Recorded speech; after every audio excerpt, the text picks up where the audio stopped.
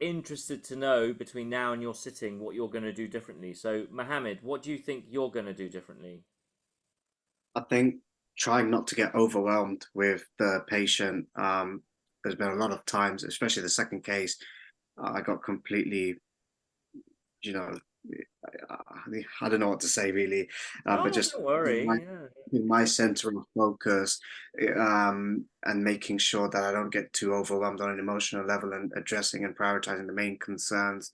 Yes. Um, I think the other thing is to try and close things within that 12-minute gap, because quite a few times I've noticed within myself that we're just not getting there, tying it all up Mm, at the end. yeah. Um, and asking questions with the right context, really, like strategically using ice. I mean, you don't always have to be so robotic about things. So yeah. Yes. Absolutely. Look, May is a very safe sitting for you. Don't be too hard on yourself. I think you've done really well today. Mhm. Um, Ultimately, this is all about kind of risk management, is the honest truth. So when we look at your last kind of couple of cases, whether it's safeguarding, whether it's committing to HRT in a safe manner, it's about having battle plans. But yeah, there will be stations that overwhelm you. But just if you think about what you're being assessed on is, being safe, being someone who can commit to risk, then actually that will take you through. But you have to see the wood for the trees. May's a totally safe sitting. I've got no doubt you're gonna smash this, and it will be actually if you stay on point with a good kind of early 80s type score. So you should be about 10 marks above what the pass mark is. But May's safe, and it will be okay. Um, Gabenga, what about you? What do you think you're going to do differently?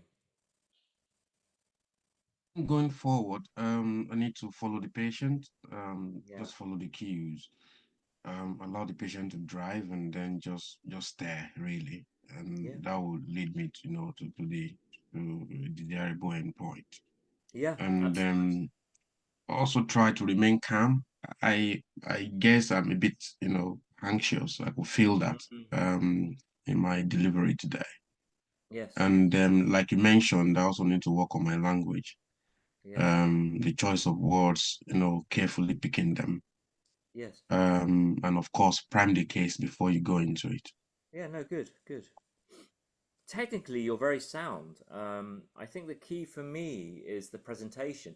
So this aspect of emotional lability can be addressed through AEE. So rather than having sort of uncomfortable silences, it's about acknowledging what's happening in front of you, empathizing, energizing. We've talked about already. Not overforcing ice, but using ice to really, really focus.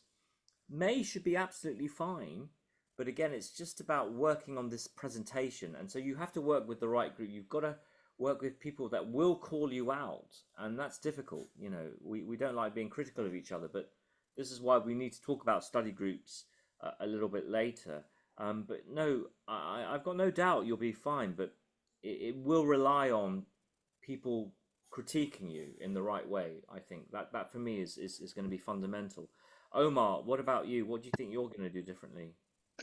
Um, I think signposting was a big one for me that came in few times in few consultations that I didn't do. Inject more energy, particularly more empathy towards to my Yes. consultations. Really, I felt like I'm disconnected, which in real life I'm not usually am, but I think when I get under pressure, it happens. Yeah. Um, the other thing is, I know you said that it's not related, but I think when I feel comfortable with where I'm going with the case and with the knowledge of it, it really helps me with my case. So I think I will brush up in my knowledge. Yeah. Yeah. I mean, knowledge is important in certain aspects. Absolutely. But the key really is about focusing down on the patient's agenda. So if we take your last case as an example, you knew it was a retinal detachment and you were confident with that. But what did she think was going on? You know, that's actually, key to focusing your history. What did you think potentially might happen here? So don't neglect ICE in that respect. Confidence, knowledge, that can be power, but it can be also a false illusion because if you decide to focus on the diagnosis rather than the situation, because I'll be honest, it really doesn't matter what was causing that. It could be a retinal detachment, it could be anything.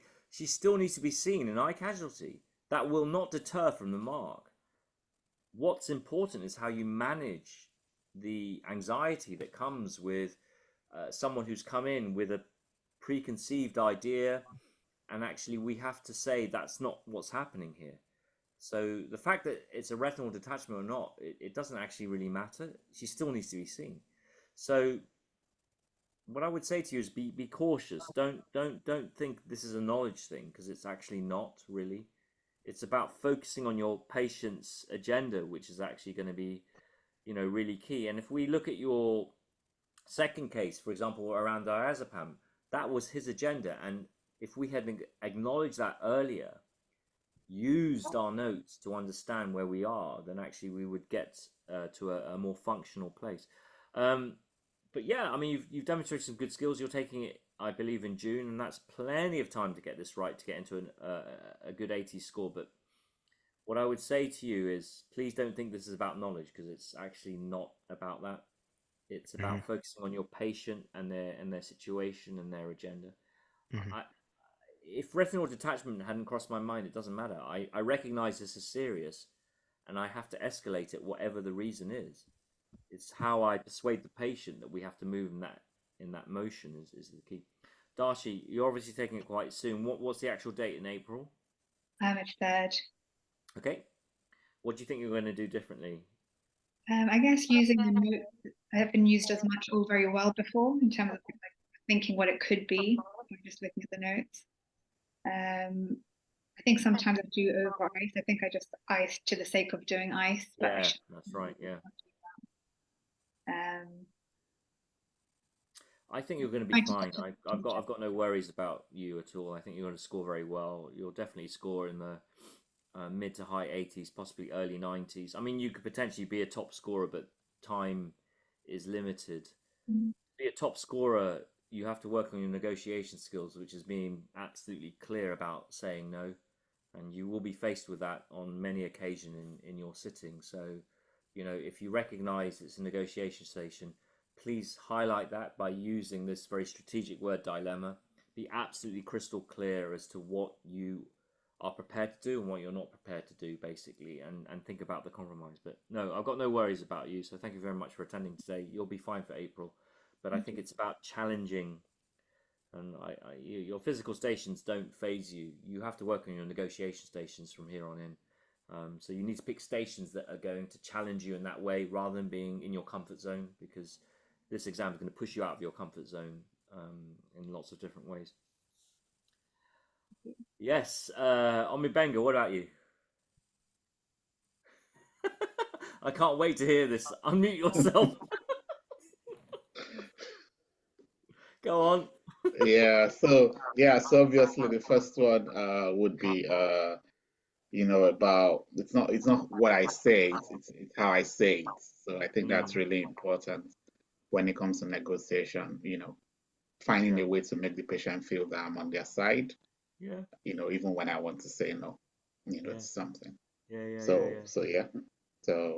And actually, then you've got such a nice style about you. You're very sort of reflective and Socratic. You're very calm in your manner. These are all skills that one can't teach. You're either born with them or you learn them after hard challenges. But you're gifted with that quite naturally. So yeah, I think actually you negotiate relatively well. I think that last one did throw you just a little bit, and I think taking ownership, maybe using the word dilemma, which you did use, but capitalizing on that, and it was just choice of language in that kind of instance. I think from a physical standpoint, try and prime your case a bit better. So thinking about the information you've been provided, and rather than thinking, oh, this has got nothing to do with the case, everything we give you can be used in some context. So, a guy who is coming in with bowel problems, who had bowel screening 3 years ago, I would rather you utilize that contextually earlier rather than, the 10th minute, because that will help you. That will help you start committing to where you need to be, using ICE to commit to where you need to be.